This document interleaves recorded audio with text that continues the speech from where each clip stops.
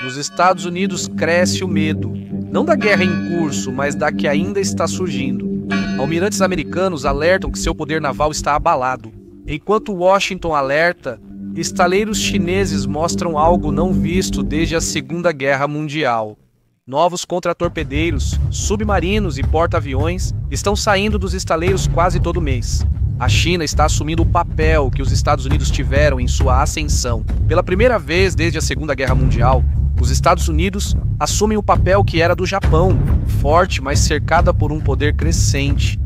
Bem-vindo ao Além das Fronteiras, onde mostramos conexões ocultas, jogos de poder e conflitos que moldam o mundo. A China está dominando o mar, algo que antes parecia impossível e agora é realidade. Pequim está construindo a maior marinha do mundo e mudando o equilíbrio de poder que existiu durante todo um século. De frota regional, tornou-se potência global, com mais navios que os Estados Unidos e crescimento mais rápido que o Ocidente reage. Neste vídeo, analisamos como a marinha chinesa se tornou o motor de uma nova era. Vamos apresentar os navios que a China constrói e sua quantidade. Vamos analisar por que Washington teme o ritmo chinês e o significado do recente desfile militar, onde Pequim exibiu arma capaz de destruir porta-aviões americanos. E, principalmente, o que essa mudança significa para o futuro do poder nos oceanos. O que ocorre nos estaleiros chineses é inédito na história moderna. O retorno de uma grande frota. O próprio nome soa como um símbolo, e é exatamente isso que ele é. Há 6 séculos, a China enviava enormes frotas ao mar sob o comando do almirante Zheng He. Seus navios, os maiores do mundo, cruzaram o Índico e visitaram a África. Quando europeus apenas sonhavam com expedições oceânicas, após sua morte, o imperador concluiu que o mar não interessava ao Império do Meio. As frotas foram queimadas, arquivos destruídos, e a China se isolou por séculos. Hoje isso se repete, só que em uma escala muito maior. Há apenas 20 anos, a marinha chinesa se encaixava na categoria de forças regionais. Defesa costeira, poucas fragatas e submarinos antigos, nada respeitável. Só que o que começou como um programa de modernização se transformou em algo muito maior. Na transformação da China em superpotência naval, hoje a marinha chinesa tem mais navios de guerra do que os Estados Unidos. De acordo com um relatório do Congresso americano, são mais de 370 embarcações e o ritmo de construção continua acelerando. Até 2030, Pequim pode ter mais de 450 navios de guerra, mostrando que a China cresce mais rápido do que os Estados Unidos da América conseguem reagir. E não é só a quantidade. Cada nova classe de navio é mais poderosa, silenciosa e bem armada. Os destroyers do tipo 055, em termos de silhueta e armamento, são comparáveis às classes Arleigh-Burke americanas. Fragatas modernas, navios de desembarque e apoio, todos produzidos em séries que nos Estados Unidos da América levariam décadas. Antes patrulhando poucas dezenas de quilômetros da costa, a frota tornou-se uma força de águas azuis, operando a milhares de quilômetros de casa. A China já não tem apenas uma marinha para defender seu território. Ela lidera um exército dos oceanos que avança pelo Índico, Pacífico e costas da África. O poder naval sempre definiu quem domina o mundo. A marinha torna um país uma potência. Só quem consegue dominar os oceanos pode impor seu poder em qualquer lugar, mover o exército, proteger rotas e intervir até do outro lado do mundo. O controle dos mares diferencia uma potência regional de um império, e esse retorno ao oceano muda o equilíbrio de poder. Os Estados Unidos confiam em aliados, enquanto a China constrói navios. Enquanto a América discute orçamentos, a China toma iniciativas. E o mundo está começando a perceber que um novo hegemon dos mares já não é apenas uma possibilidade, mas uma realidade. Mas como esse poder se manifesta na prática? Que tipos de navios a China realmente possui? Com que rapidez eles estão aumentando e o que os torna uma ameaça que nem mesmo Washington pode ignorar?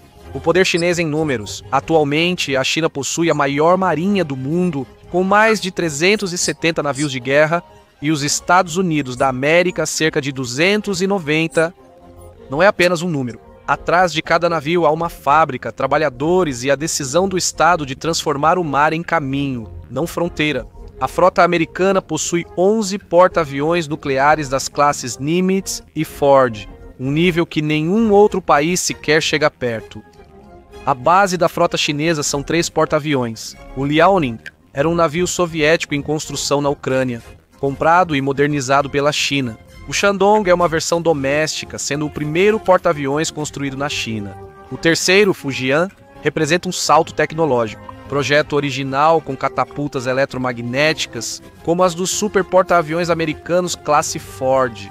Além dos 3 navios em operação, a China constrói um quarto porta-aviões Type 004, que trará avanço tecnológico significativo. A China também produz em massa destroyers Type 052D e 055 aptos ao combate antinávio e antiaéreo. Eles crescem tão rápido que analistas americanos os chamam de navios do povo. Destroyer chinês. Enquanto os Estados Unidos da América constroem em média um destroyer por ano, a China consegue lançar vários por ano, e isso só em um estaleiro. Mas o poder chinês não está apenas no que se vê na superfície.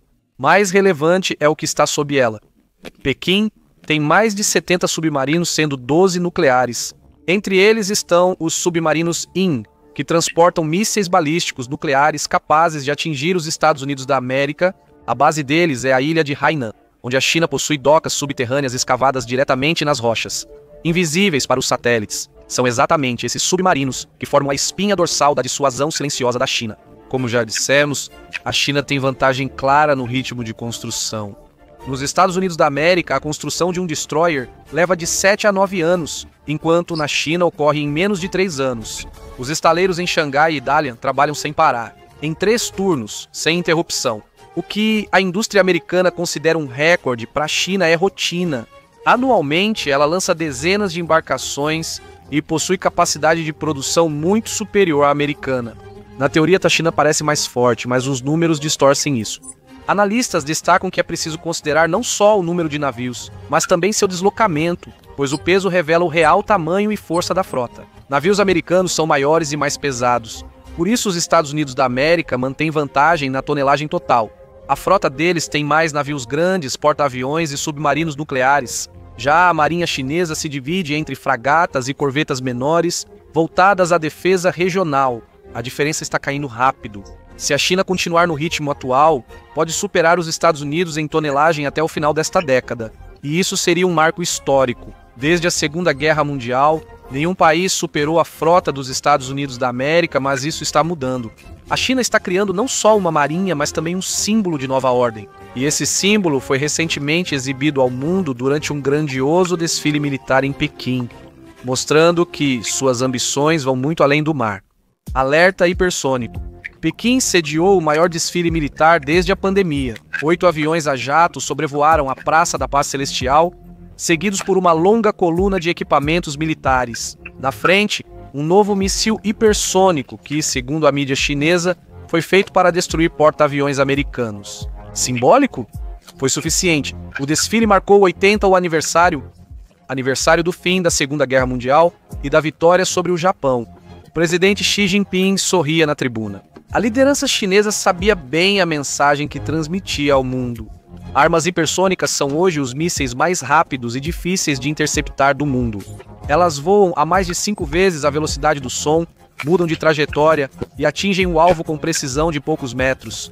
O objetivo delas não é bombardear cidades, mas romper o que os Estados Unidos da América sempre consideraram seu território intocável, o escudo defensivo dos porta-aviões. Este míssil específico, chamado DF-27, tem alcance de mais de 2.000 quilômetros. Isso indica que ela poderia atingir um porta-aviões americano antes que ele chegasse perto de Taiwan ou do Mar do Sul da China. Para Washington, isso mostrou que a marinha chinesa deixou de agir na defesa e está mudando as regras.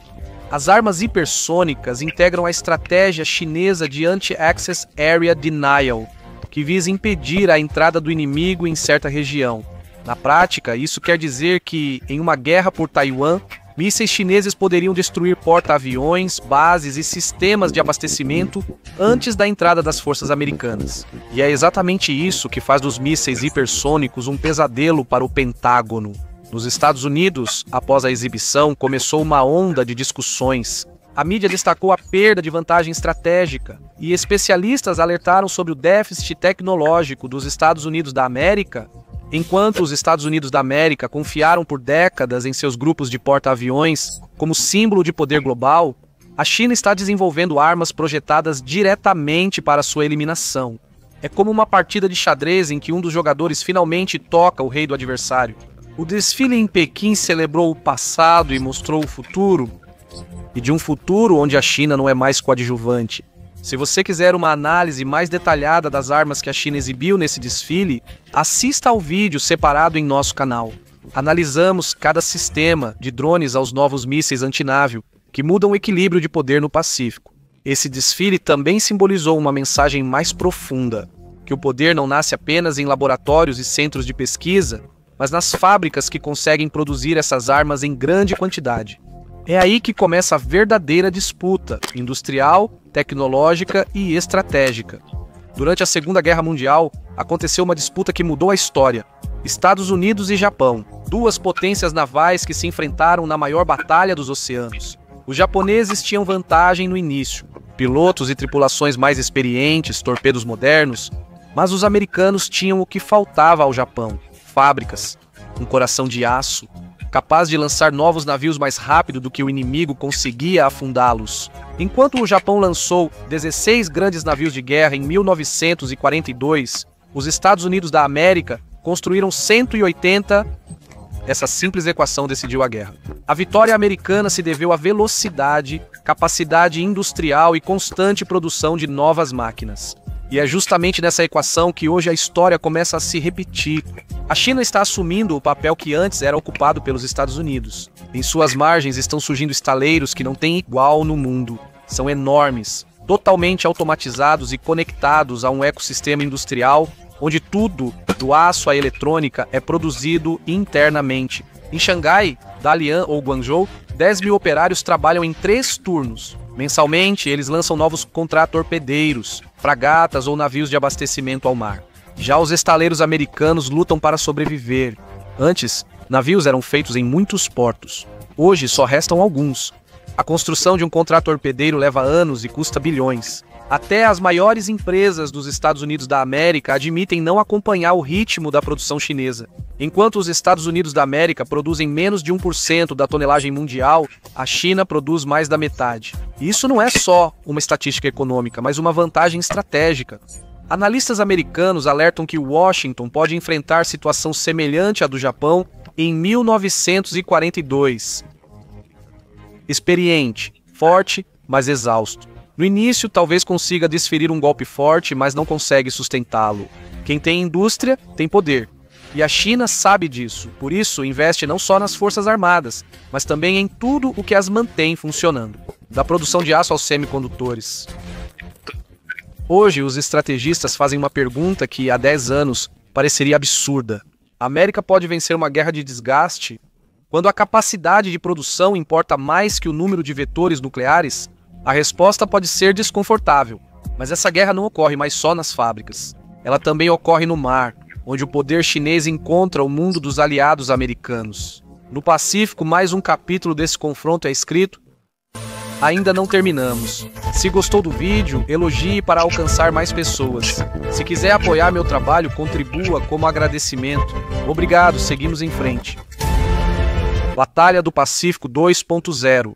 O Pacífico vira novo centro do poder mundial.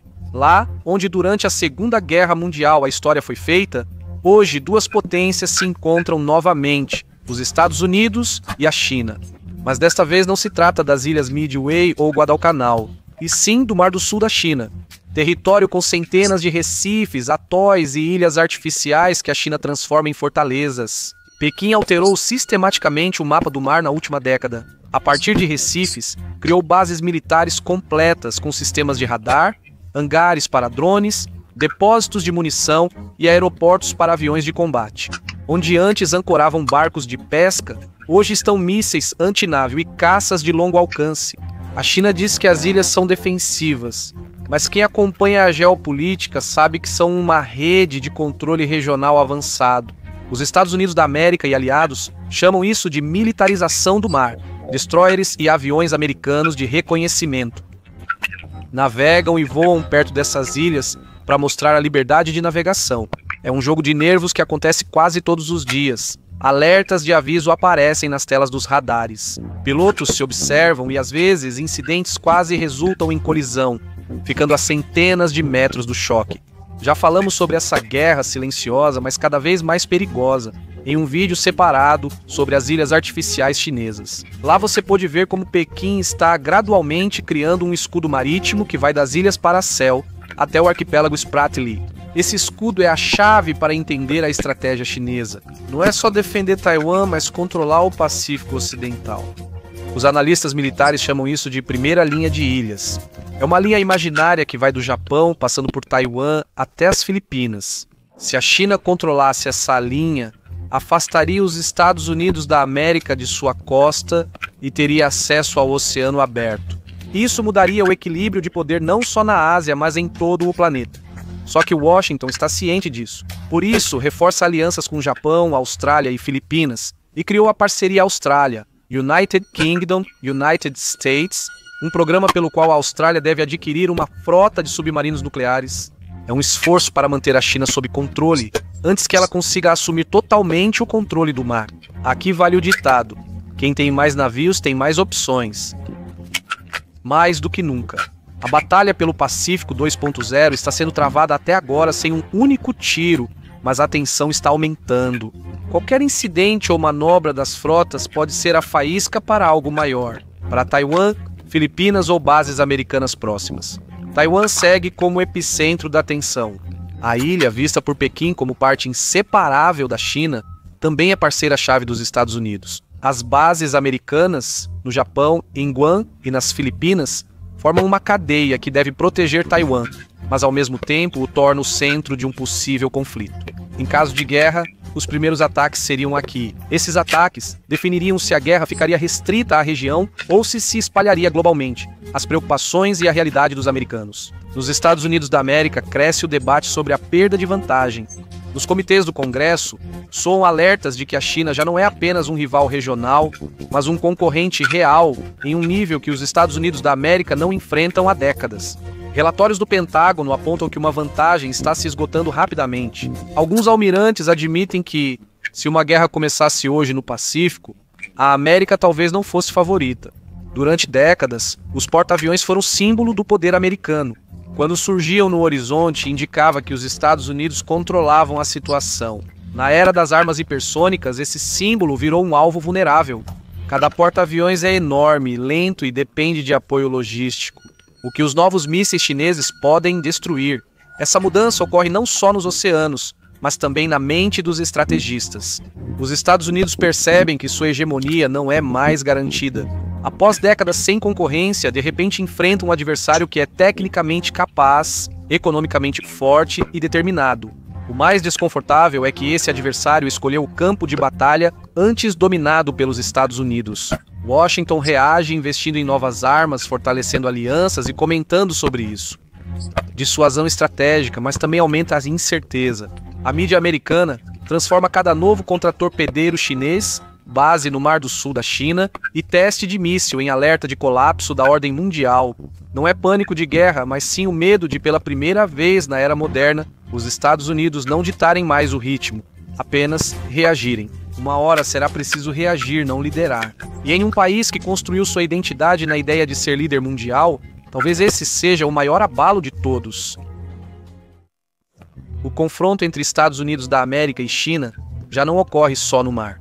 Há um novo equilíbrio de poder. Inclui tecnologia, indústria e influência da África ao Ártico. Enquanto Washington se apoia no antigo sistema de alianças, Pequim está construindo um novo, baseado em comércio, investimentos e portos, que aos poucos se transformam em pontos estratégicos. De Djibouti, na África, até o Camboja, do Paquistão até o Sri Lanka, está surgindo uma rede que os analistas americanos chamam de Nova Rota da Seda Marítima.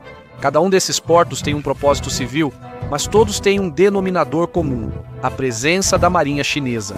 Navios que antes ancoravam apenas em sua própria costa, hoje operam no Oceano Índico, no Mar Mediterrâneo e até mesmo no Atlântico. O mundo ainda não percebeu totalmente essa mudança, mas o poder chinês também tem limites. Apesar de ter mais navios que todos, sua frota não possui experiência em grandes conflitos reais. A maioria dos oficiais chineses nunca combateu ou comandou um navio sob fogo. Exercícios militares são realistas, mas o combate real não se ensaia. Essa experiência dos Estados Unidos vai do Pacífico ao Golfo Pérsico. Outra fraqueza é a energia e logística. Mais de 80% do petróleo que a China importa passa pelo Estreito de Malaca, apenas uma faixa de mar, com algumas dezenas de quilômetros de largura entre a Malásia e a Indonésia. É o ponto mais vulnerável de toda a economia chinesa. Se alguém o bloqueasse, a economia chinesa entraria em colapso em poucas semanas. Por isso, Pequim investe em ferrovias, gasodutos e portos alternativos em Myanmar e Paquistão. Mas, por enquanto, o Estreito de Malaca é o calcanhar de Aquiles do império que sonha com a dominação global. A América está bem ciente dessa fraqueza. Sua frota tem bases em Singapura e no Oceano Índico, os pontos que podem fechar o estreito em caso de crise. E é exatamente por isso que a luta pelo controle do Oceano Índico talvez seja ainda mais importante do que a batalha pelo Pacífico. Washington está reagindo fortalecendo a cooperação com a Índia, o Japão e a Austrália no formato Quad. Ao mesmo tempo, expande bases nas Filipinas e investe em novas tecnologias de defesa. O que era dominação clara vira agora um frágil equilíbrio. Ambos evitam a guerra, mas se preparam como inevitável. No fim, trata-se mais de confiança do que de armas. Sobre qual país consegue convencer o mundo de que seu sistema político, econômico e moral vai definir o rumo. A América tem aliados, experiência e influência global. A China tem paciência, ritmo e ambição. A história mostra que o segundo geralmente é decisivo. Talvez estejamos vendo o início de uma nova era. Uma era sem uma única potência dominante nos mares. E talvez o fim da ilusão de manter a velha ordem pela força. Se você gostou do vídeo, ficarei grato pelo like e não se esqueça de se inscrever para não perder os próximos que estou preparando. Você pode apoiar meu trabalho através do agradecimento. E se quiser que o vídeo chegue a mais pessoas, clique em recomendar. Eu agradeço muito.